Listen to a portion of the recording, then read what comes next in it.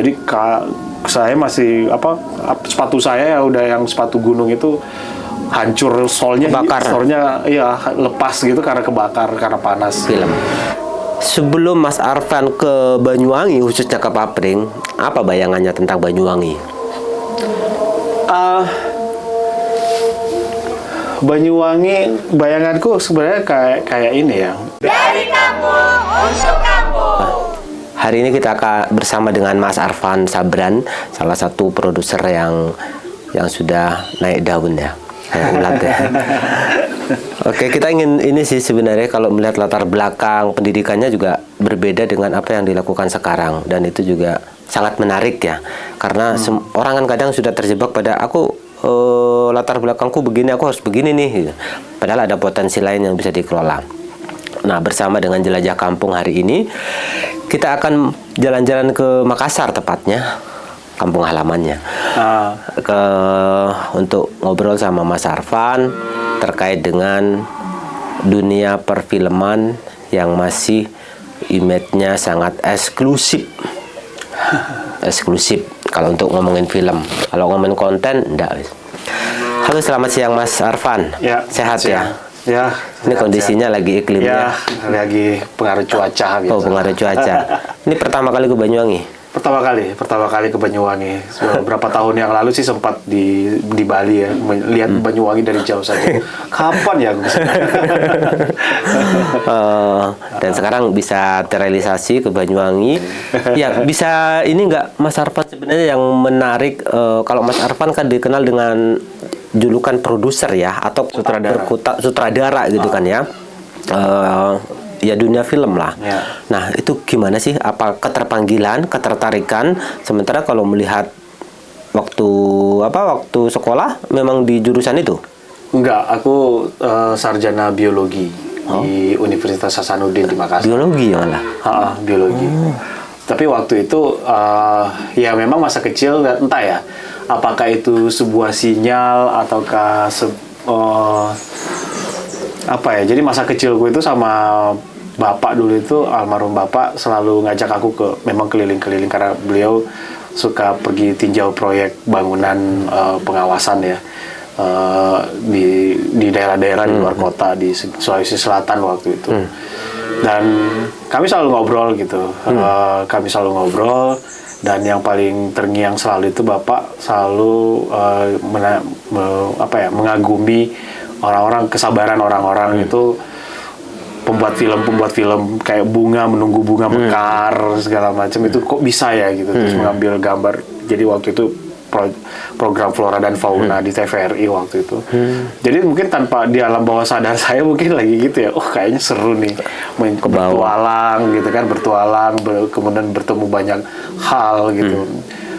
Apakah itu masalah lingkungan, masalah apa, dan akhirnya di biologi juga akhirnya kan banyak aktivitas lebih ke lingkungan, ke alam gitu, ke hutan, ke laut gitu.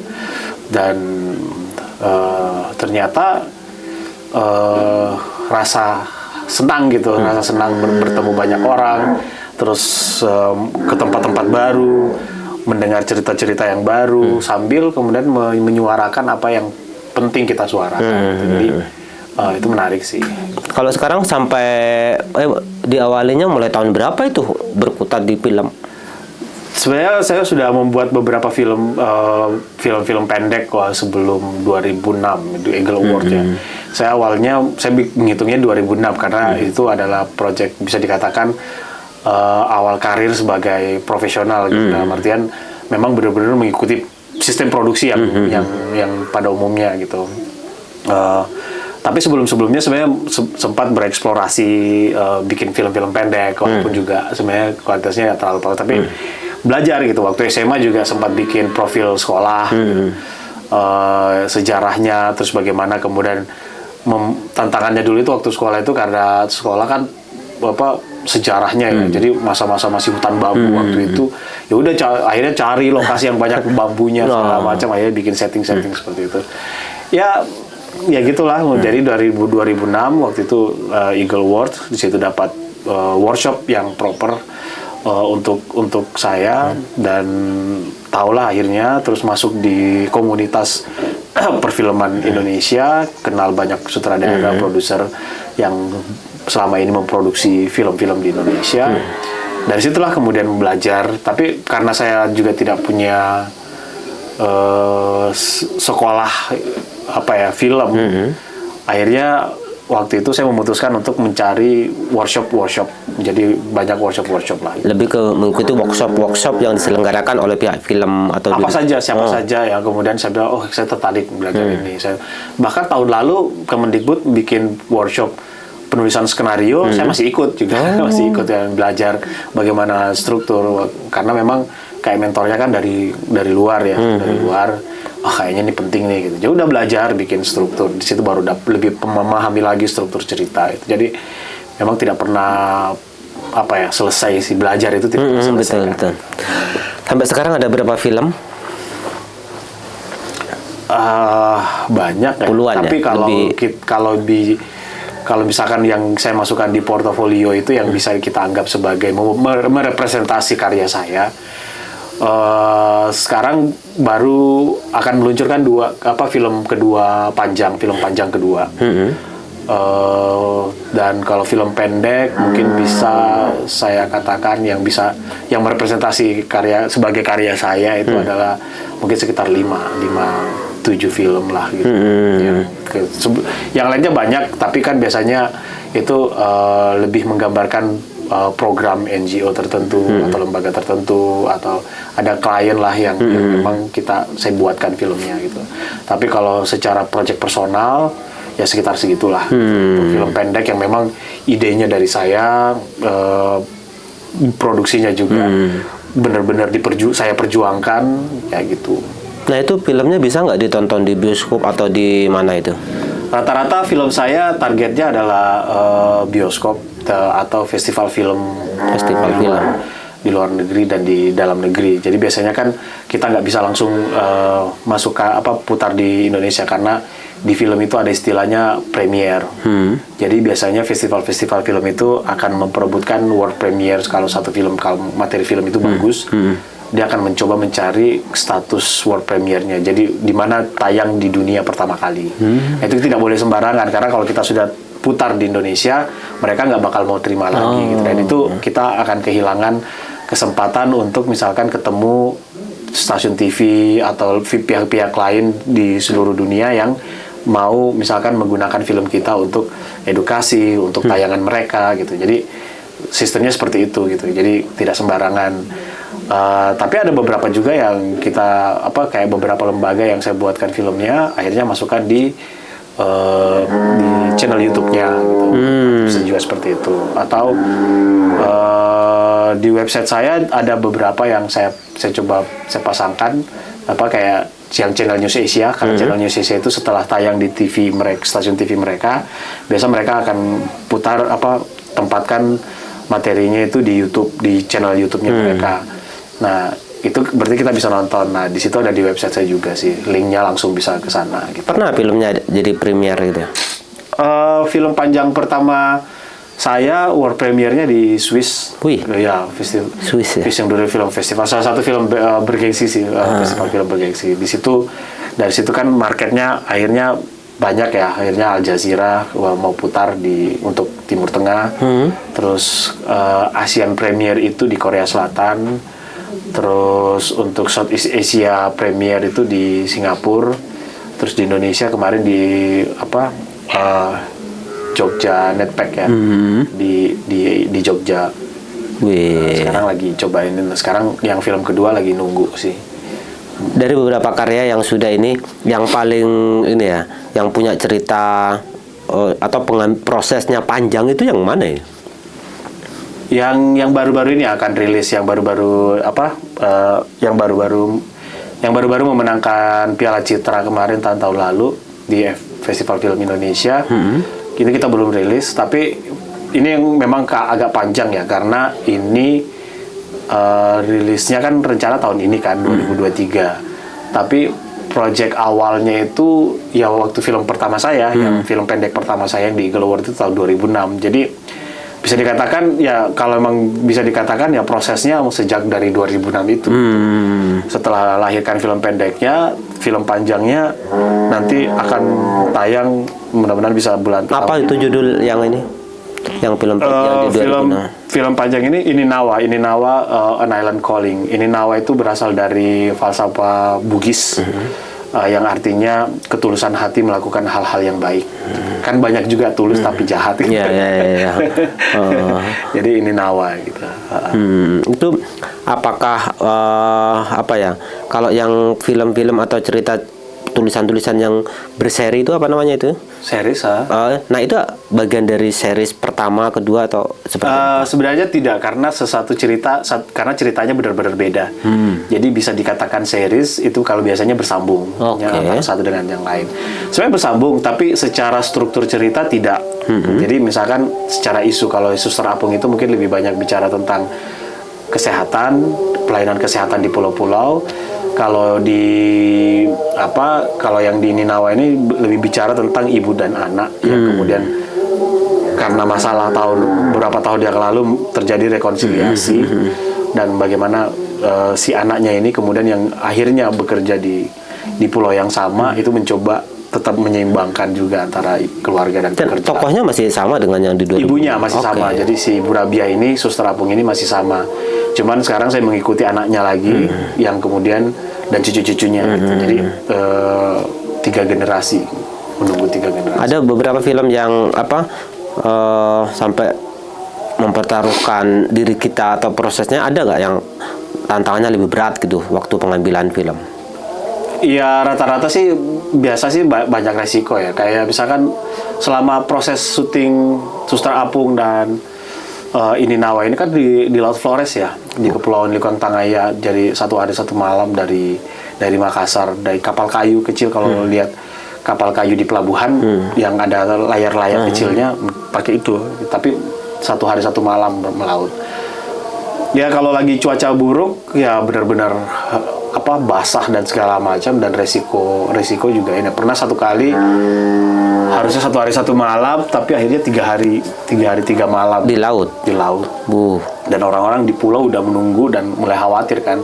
Tapi akhirnya kami singgah berapa kali tuh di berapa titik sembunyi dari ombak karena nggak bisa lanjut. Setelah itu kayaknya kapalnya itu setelah tiba di itu langsung hancur, udah agak dipakai lagi setelah itu karena benar-benar hancur dan penuh jelaga hitam gitu karena air udah masuk di knalpot kan gitu. Itu terus kalau di kemarin yang The Flame, kebakaran hutan, ya resikonya ya benar-benar syuting di tengah kebakaran. Itu sudah tayang? Itu sudah yang di Swiss itu kan. Itu jadi pernah ada satu syuting saya mengambil gambar kebakaran hutan yang itu yang sering membunuh para pemadam kebakaran itu adalah ketika dia udah masuk terus yang di belakang kebakar lagi kan. Jadi terjebak nggak bisa kemana-mana, dan ini bukan api kecil gitu. Terus karena gambut yang terbakar otomatis kan agak dalam tuh. Betul. Jadi saya masih sepatu saya udah yang sepatu gunung itu hancur, solnya ya lepas gitu karena kebakar, karena panas. Syukur kita masih bisa lepas ya, karena memang ya kalau yang beresiko seperti itu kan kita juga sudah harus dibekali ilmu mitigasinya ya, mitigasi resiko kalau misalkan ternyata itu bisa karena itu bahaya, bukan bahaya. Apa yang membawa Mas Arfan ini tertarik dengan hal-hal itu? Kan lebih ke tantangannya lebih berat. Ya, kalau yang ingin disampaikan apa sih? Kalau klisenya kan ya saya suka tantangan, ini hobi saya. Ya. Tapi sebenarnya yang paling inti sih adalah saya melihat bahwa kenapa kita bercerita gitu. Kita bercerita kan untuk berbagi pengetahuan, berbagi kegelisahan, untuk kemudian kita bicarakan bersama untuk masa depan yang lebih baik. Mungkin juga itu adalah media yang benar, cocok untuk saya. Mungkin tidak cocok untuk beberapa orang gitu, tapi itu media saya gitu. Mungkin ada yang cocok menulis, ada yang cocok untuk di pekerjaannya, di karirnya gitu. Tapi kalau saya sih mungkin ya mentok-mentoknya akan seperti itu gitu. Dan dan pengalaman-pengalaman ini saya berharap bisa dibagi juga kan. Gitu. Jadi makanya sekarang lagi nulis buku juga soal dokumenter, terus ke papring, ke desa-desa lain, ke komunitas untuk berbagi gitu. Karena juga pengalaman juga kan, saya juga bukan orang, ya itulah, saya bukan berasal dari sekolah film, saya dari Makassar, dari timur Indonesia yang kemudian mencoba berbagi cerita-cerita. Makanya juga cerita-cerita saya rata-rata dari awal-awal itu dari timur Indonesia semua cerita. Karena lebih otentik dan lebih dekat dengan saya gitu. Sekarang julukannya produser muda timur Indonesia. Iya, kayak gitulah. Sekarang sih ada proyek di Jakarta, cerita di Jakarta. Sudah capek di hutan, sudah capek di pedalaman gitu. Sekarang coba bikin proyek film ya pribadi yang di cerita tentang urban gitu. Yang juga menurutku penting karena apa? Mungkin generasi ya. Jadi tentang apa? Mental health, kesehatan mental di generasi muda gitu. Jadi memang isunya yang diangkat tentang lingkungan, kemudian sosial itu ya. Memang. Iya, jadi tapi lambat laun sebenarnya akhirnya saya memilih merasa bahwa cerita-cerita itu semua cerita itu tentang keluarga. Gitu. Walaupun misalkan isunya besar ya. Jadi misalnya The Flame, isunya deforestasi, isunya isu lingkungan. Tapi saya masuknya itu lewat seorang kakek yang kemudian mencoba masih di umur tua seperti itu, dia masih tetap perjuangkan hutan adatnya, tapi anaknya juga rada-rada setengah-setengah, keluarga kampung juga setengah-setengah. Terus sementara ada cucunya yang sering bertanya ke kakeknya, apa itu rambutan, apa itu orangutan, dan seterusnya gitu. Jadi ada 3 generasi yang saling berdialog di situ. Terus ini Nawa tentang ibu dan anak, ibu yang mengabdi selama puluhan tahun di pulau dan meninggalkan anak-anaknya. Akhirnya anaknya ini yang perempuan tidak nyaman sama ibunya dan tidak dekat sama ibunya sampai suatu saat dia yang kemudian harus menggantikan ibunya dan dia akhirnya terjadi rekonsiliasi antara ibu dan anak tentang masa lalunya. Terus yang ini juga yang The Fortune Teller yang saya bikin di Jakarta juga itu juga tentang anak yang mengalami kekerasan dari orang tuanya yang kemudian mencoba bangkit sendiri tanpa orang tua di tengah kota Jakarta gitu. Ya, jadi semua kayaknya dia iya benar-benar ya kayak tentang keluarga. Jadi saya tetap masuk. Kemarin juga untuk channel News Asia saya buat The Last Defenders, cerita tentang pergerakan satwa liar. Terus ada forest ranger, polisi hutan di Loser waktu itu. Ya saya juga akhirnya tetap masuk ke keluarga aja bahwa karena saya bilang ke produser saya kalau mau memperlihatkan dia sebagai pahlawan, sebagai hero di tengah hutan, kembalikan dia keluarga. Pasti dia jadi berasa gitu, hero-nya di hutan karena akan berasa bahwa dia meninggalkan keluarganya, dia harus untuk melindungi keluarga hewan-hewan ini gitu kan. Terus di satu sisi juga dia pulang dengan segala macam problema, masalah uang sekolah anak lah, kayak masalah keluarga lah gitu. Jadi karena kalau kita bikin di hutan aja nggak berasa gitu. Jadi ketika masuk, jadi kayaknya akhirnya itu bentuk saya gitu. Saya merasa bahwa ternyata bentuk saya akan selalu ke arah situ gitu tentang family. Walaupun akhirnya bicarain tentang isu-isu besar gitu. Kayaknya ini jadi merinding kalau misalnya kita melihat langsung gitu ya bagaimana perjuangannya Mas Arfan dan hasil yang nanti bisa ditonton. Itu nggak bisa ditonton umum ya? Sekarang kita masih mencoba. Saya dengan produser yang The Flame itu, saya dengan produser termasuk yang ini Nawa juga, kita lagi mendesain satu impact program. Jadi kita pengen ini ada distribusi tersendiri. Jadi kalau sudah tayang di Indonesia harusnya sudah bisa kita putar juga secara misalkan di papring kita sudah bisa putar sih. Sekarang tapi kita juga sebenarnya lagi mencoba, saya dengan produser saya juga lagi mencoba untuk membuat istilahnya impact program. Jadi bagaimana kita mendistribusikan film ini tapi mengajak orang-orang menonton itu mendiskusikan secara langsung gitu. Jadi ada desain gitu. Jadi misalkan nanti kalau ini Nawa mungkin kita putar di bioskop, tapi mungkin ada juga beberapa komunitas yang akhirnya kita mengundang khusus gitu. Misalkan temanya kan masalah kesehatan, petugas kesehatan, layanan kesehatan. di daerah-daerah terpencil. Nah itu yang kemudian kita akan undang stakeholders yang berkaitan dengan itu gitu. Terus mungkin NGO, masyarakat untuk kemudian kita membicarakan bersama isu ini gitu, kayak gitu. Jadi sekarang kita kalau ini Nawak kita sudah memilih impact producer yang akan mengurus itu semua. Sebelum kita beralih topik tentang ini dunia film, sebelum Mas Arfan ke Banyuwangi, khususnya ke Papring, apa bayangannya tentang Banyuwangi? Banyuwangi, bayanganku sebenarnya kayak ini ya, desa ya, daerah yang kemudian penuh festival juga kan. Saya terkenal dengan begitu banyak festival budaya dan begitu dinamis sih dalam konteks budayanya. Terus yang terkenal juga kan di luar itu kan ya itu ya nasi tepok ya. Nasi tempong. Oh ya. Ditepokin dong. Ya soalnya kemarin tempong itu apa? Iya tepok gitu. Ya, ditepok gitu. Oke, tempong itu tepok. Jadi malah lupa tempongnya, tepoknya yang keingat. Nasi tempong gitu. Itu juga sering sih banyak ketika kita makan, dan tempong itu biasa saya pilih karena memang rasanya itu mirip dengan Makassar ya. Pedes-pedesnya, asin-asinnya gitu. Itu sama lah gitu. Karena kalau sudah ke Jogja ke sana itu udah manis semua manis. Kan.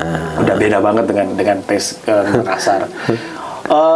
Itu sih. Terus karena juga kayaknya ada satu kawan di Banyuwangi, saya lupa di mana dia pernah bikin film juga tentang budaya itu, kedekatan dengan Madura, kultur Madura dan Jawa Timur. Kakak ipar saya dari Kediri. Dan ya mungkin saya tidak terlalu banyak beda lah kayaknya dengan yang ada. Cuman memang yang bikin penasaran saya itu adalah karena Banyuwangi ini kan benar-benar dekat sama Bali ya. Apa yang terjadi, kulturasi dan segala macam, saya tertarik selalu dengan melihat budaya-budaya itu. Jadi ketika misalkan datang pada saat ke tempat-tempat baru seperti datang ke Banyuwangi, saya akan mencoba menanyakan di sini suku apa yang banyak, bahasanya seperti apa, kulinernya seperti apa. Karena itu akan akan memberi gambaran saya tentang latar belakang masyarakat. Dan pengalaman pertama ini langsung diserang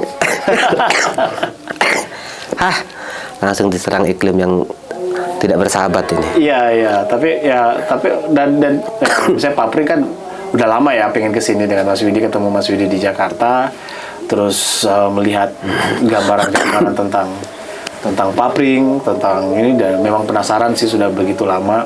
Ya. Dan saya suka karena saya juga suka berbagi, tapi milih-milih melihat juga sih komunitasnya sampai sejauh mana seriusnya, dan sejauh mana memerlukan itu. Dan saya pikir mudah-mudahan bisa kembali lagi untuk melatih adik-adik di sini yang lebih intens lagi gitu. Masih ada kesempatan untuk bisa belajar banyak terkait dunia perfilman ya untuk anak-anak muda di sini.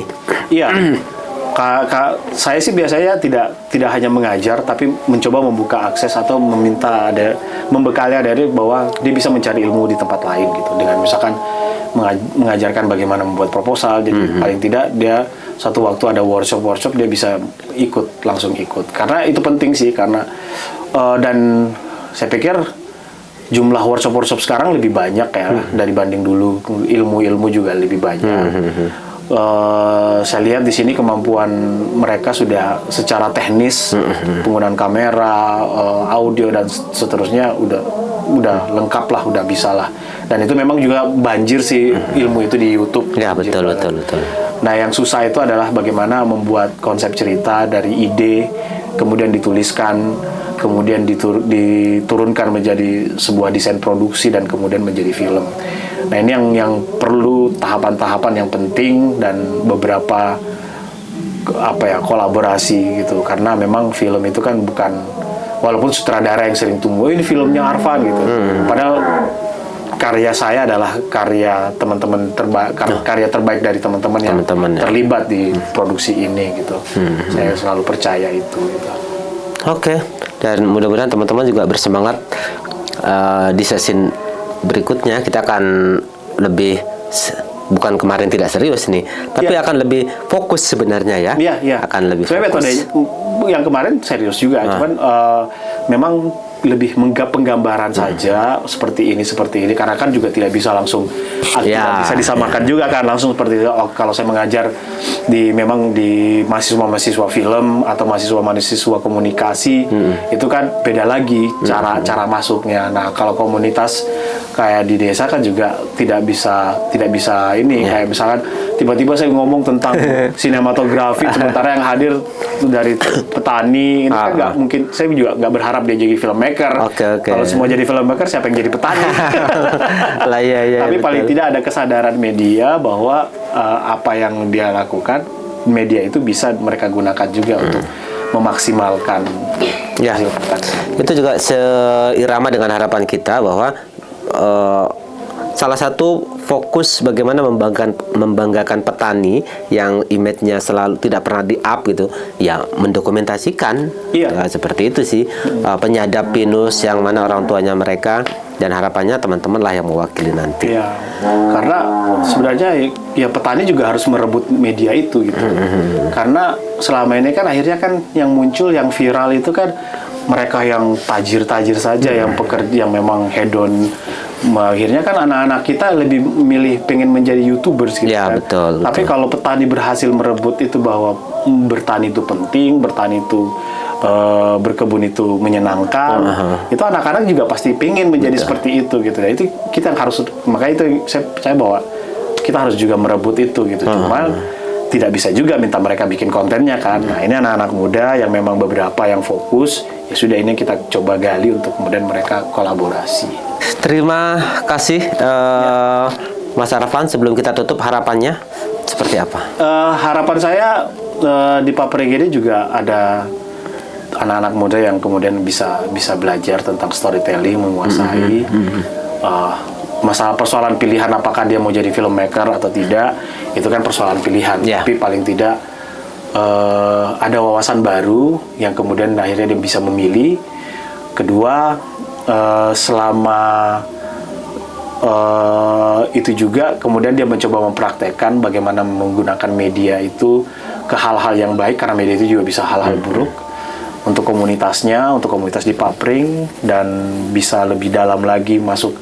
Dan itu juga selama proses produksi bisa menjadi menjadi kontrol sosial juga kita kan gitu. Selama produksi mungkin seperti saya bilang tadi malam di kelas tadi malam, bahwa contoh saja misalkan kalau ada kalian misalkan tiba-tiba ada orang datang dari luar misalkan bangun kandang ayam segede gaban mengganggu misalkan ya. Contoh ya filmkan saja gitu. Tapi nggak perlu dikeluarkan, nggak perlu masuk di media sosial Papring kan. Tapi ini kan untuk kontrol, untuk refleksi. Nah, itu nanti pada saat rapat diputer gitu kan. Ya kayak gitu bisa seperti itu penggunaannya gitu. Jadi kayak gitu lah. Oke, terima kasih Mas Arfan. Kita akan ketemu di season berikutnya. Amin. Tahun ini kita akan ketemu ya. Amin. Insyaallah. Amin. Ya. Sampai jumpa di season berikutnya. Kita akan jelajah kampung untuk wilayah kampung yang ada di Indonesia dengan berbagai versi, narasumber, dan sosok-sosok yang menginspirasi lainnya. Dari kampung untuk kampung.